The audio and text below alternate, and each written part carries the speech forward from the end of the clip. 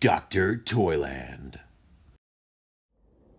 Okay, so let's check out Quicksilver from the Silverhawks, I guess, series from Ramen Toy. So here is Quicksilver here with Tallyhawk. And now I don't want to necessarily call this figure a dumpster fire, but there's a lot of things with it I don't like. There are a lot of things with it that are very ambitious, which I do like. But for the price point that they're asking and what it is, well, we'll get into that. Why don't we just discuss, right? So let's grab him here. So if anyone is familiar with Silverhawks from the 80s, which I'm sure you are, otherwise why would you even be watching this video? See, this is exactly what I mean. The leg just freaking falls off. Wonderful. So, I mean, visually, look-wise, the figure looks cool, right? It's not as metallic as the original series, which had this, I mean, they were like, you could see yourself in them, you know, they were like metallic. This figure is not. It's still shinier than when I saw the Super7 Quicksilver figure, which is more of a, like a, it's just gray. He's not really silver. So this one, I saw it go up for pre-order. I pre-ordered it. And again, visually, it looks good. It looks like Quicksilver. It looks like he should, right? Okay.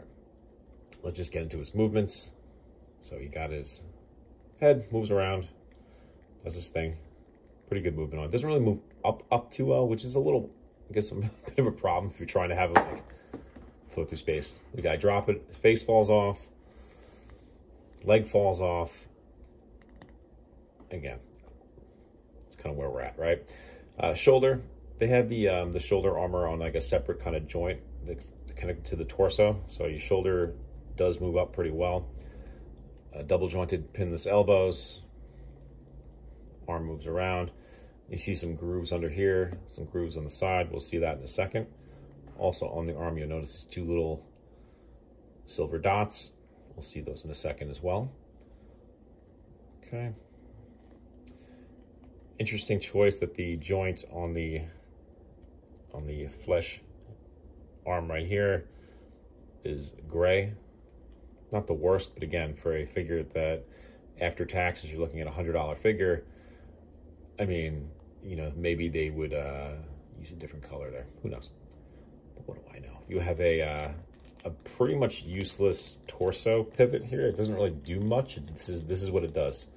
It looks like he's done ab days like for like 7 days in a row, and his abs are just shot. So he tries to do a sit up, and he can't do it, and his legs keep falling off. Great.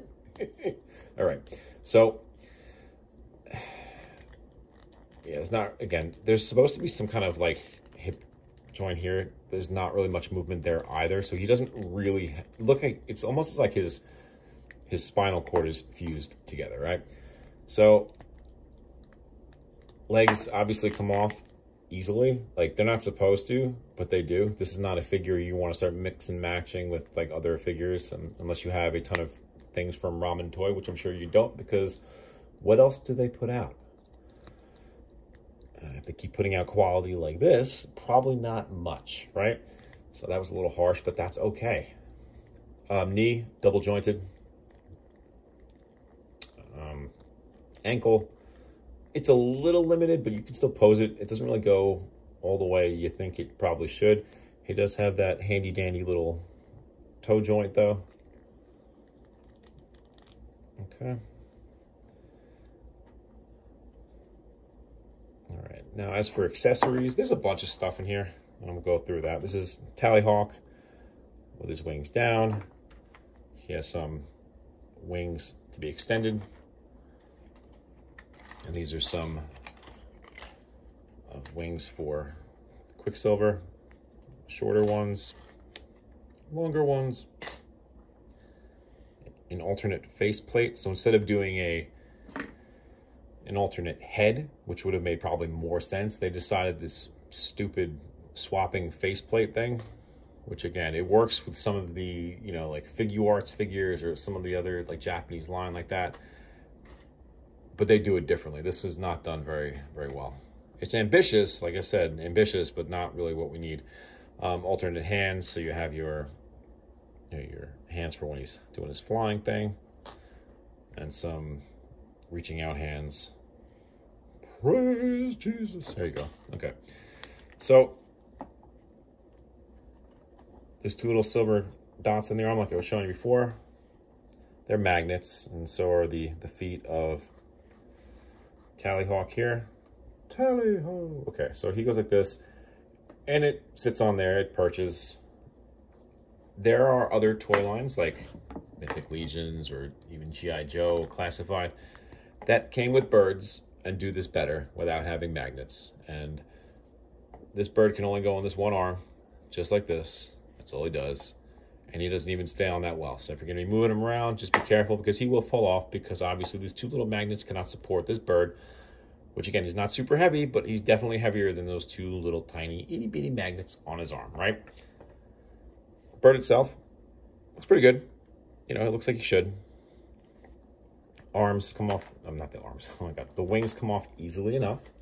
So you can give him his fancy little flying wings, which don't really stay on that well.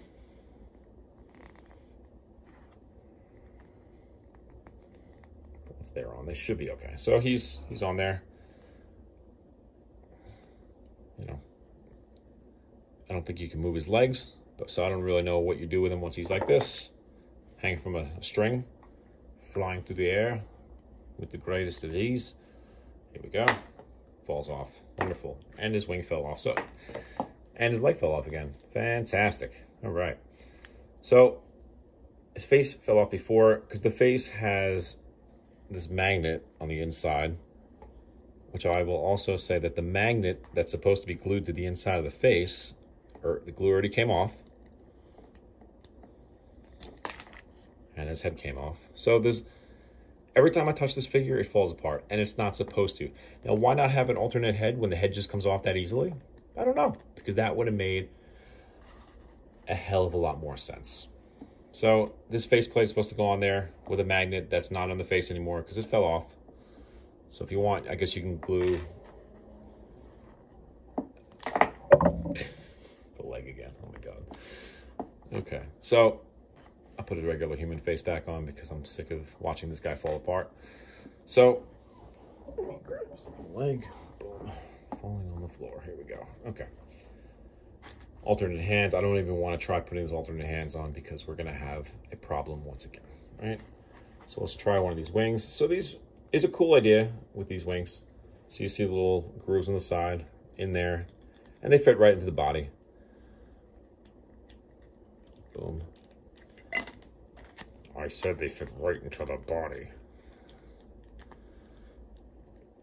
In case you forget, this is the right side. So maybe it's supposed to go on his right side. On his right side or mine? Maybe his. Let's see.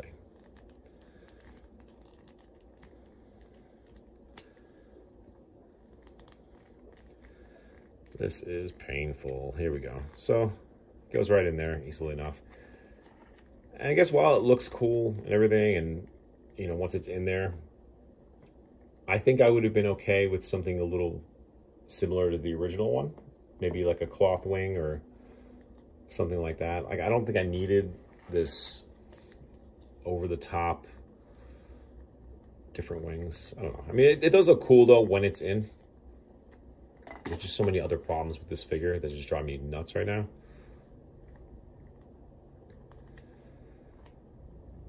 So if you want them to be kind of a little lower, what's this one?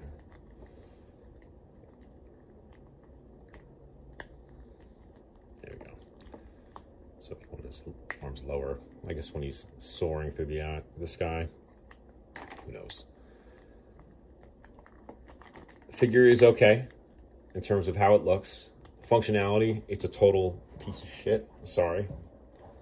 It is. I mean, for what they're charging for it, if you paid them like I paid them, you're a moron, just like me. So I apologize.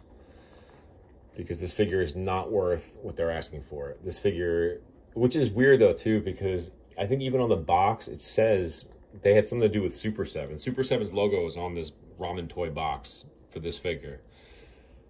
So if Super7 has something to do with this as well, other than a licensing thing, they should probably be ashamed of themselves, because they never put out crap like this. This is, you know, just playing with it, fiddling it more than I had before. And the fact that things just fall off of it and it's broken basically in your hands out of package, it's bad news, man. But let's see how it scales up next to other figures of the 112 variety. Let's bring in Big Ugly. Big Ugly is a lot shorter. He's a heck of a lot uglier, right? Let's bring in a Mythic Legions figure. Similar kind of scale, but you know, Quicksilver is a lot taller still.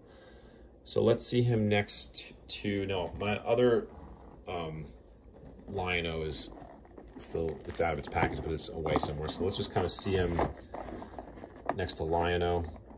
He scales well next to the Thundercat. I mean, the Lion-O figure looks a little beefier, but that's not really the worst thing, I guess.